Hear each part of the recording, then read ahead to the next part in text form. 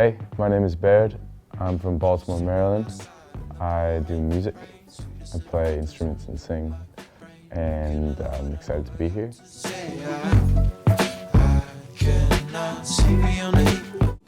No, I mean, I see myself sort of just continuing the path that I've been on, which has been really, full of luck. And I've been super lucky to be where I'm at now. So I see myself next year producing for a lot of my friends that I've met and putting out my own music, working with my brother, playing a lot of shows, spending more time outdoors.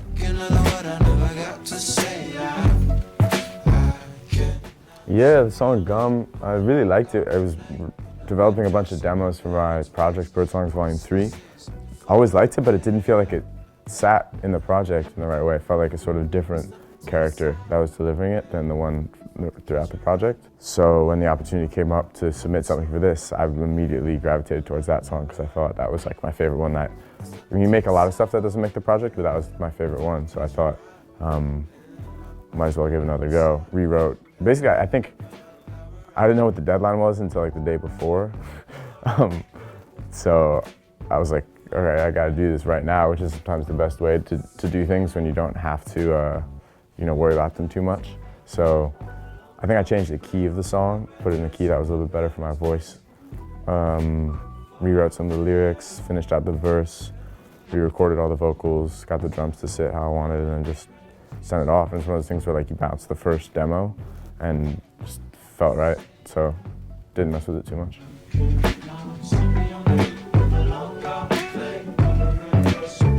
He does mix remarkably quickly and remarkably well. He's sort of like,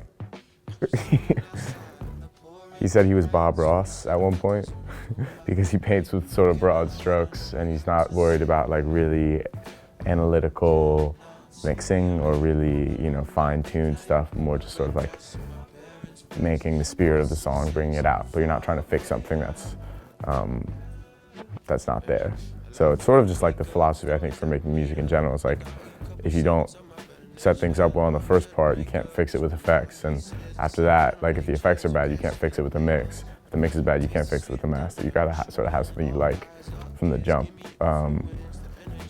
So yeah, I learned that. And then I guess the other thing was just, make sure the kick, snare, and vocals hit. And as long as they hit well, then the song is there.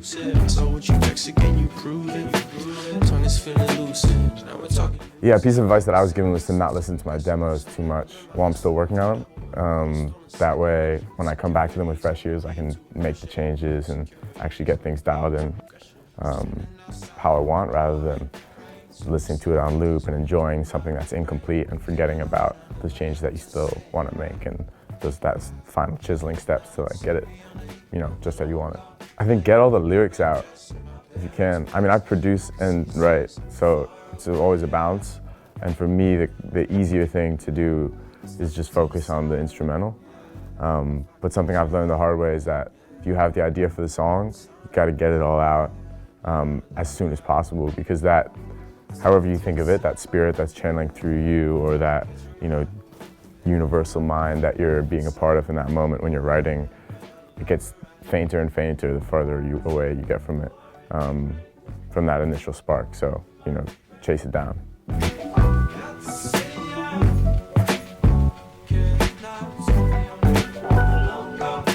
Go outside, I think that's the best thing. Yeah, sorry. I started saying it, I was like, oh wait, hold on. Yeah, if I'm having creative roadblock, I think the first thing to do is go outside. Go get on your bike, go for a run, go for a walk with your friends, go for a walk by yourself, listen to your favorite music. Think about the things that really inspired you as a child. Maybe it's like a video of Kanye making a beat in the studio, or an interview with your favorite sports player or whatever. But find the things that are like really exciting to you and dig back into those. And then also sometimes you just need to take a break. I think sometimes as musicians we're asked to sort of just like continuously produce. And I almost think of it like being a tree, like the fruit might not be ripe yet, so sometimes you gotta just like take a break. That one explodes. Well, the most recent album that changed my life was Promises by Floating Points and Pharoah Sanders. Just listened to it straight through the other day for the second time, and it was actually the second listen that sort of reoriented my world, but it's just incredibly useful. Like, the album just feels really useful. Like, you can listen to it and think through everything in your life with that album. The arrangements are insane, and it's always fun to hear things that you don't know how it was made. So, yeah, I would say Promises by Pharoah Sanders and Floating Points.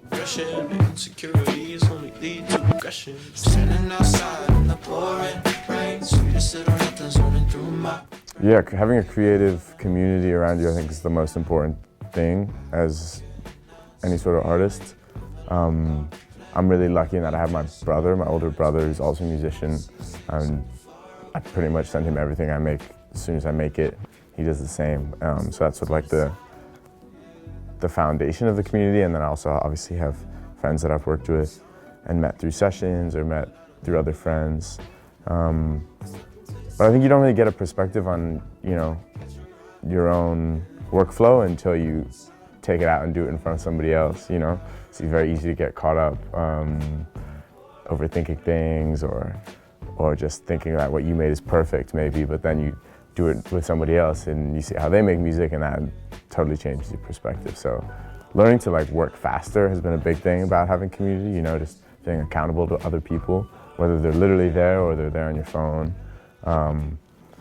And yeah, the sort of learning the positive value of social pressure at times in the creative process can be really, really powerful and really good. Because sometimes when someone else is inspired, then you become inspired, and it feels kinetic. It feels like you can't even resist it. You're like a kernel of popcorn, and then they're just going off. So obviously you're gonna pop too, So yeah, just find people around you who you like working with and who you're excited to hear what they're making or see what they're making, and excited to show them what you're making. Because that's the best feeling, is when you have that initial spark of an idea, for me at least, and then I show it to my brother or my friend. And they're like, yo, this is cool, keep working on this. And I feel suddenly okay, there's something to this. It's not just me being crazy right now. Yeah, allow for me to make up stories that were made up. I think I owe you a couple seconds of my better nature. The hard to break up. My brother, first and foremost. After that, probably Kevin from Brockhampton. We did some sessions right when I got to LA. I was really lucky to meet him and just sort of hit it off. So he's someone I always look to for advice on creative stuff, and someone whose demos I'm always excited to hear and always excited to send him my demos. And yeah, it's been a really just fruitful relationship, I'd say. On a second, but insecurities only lead to aggression. Insecurities only lead to aggression. Standing outside in the pouring. I feel like there's a lot of talent in Baltimore right now. My guy YTK is super talented. Can pretty much do whatever he wants, He's just really good. And there's this kid 4K Michael, who's super dope as well. Been listening to his music for a minute, and he's starting to bubble up. So yeah, I would say check out what's going on in Baltimore. There's also this kid Lukey Man. I don't know if it's Luke Man or Lukey Man, out of Vancouver, who I've listened to a bunch. Who's really exciting. So he's more electronic, instrumental stuff. He'll sing every now and then, but he's dope.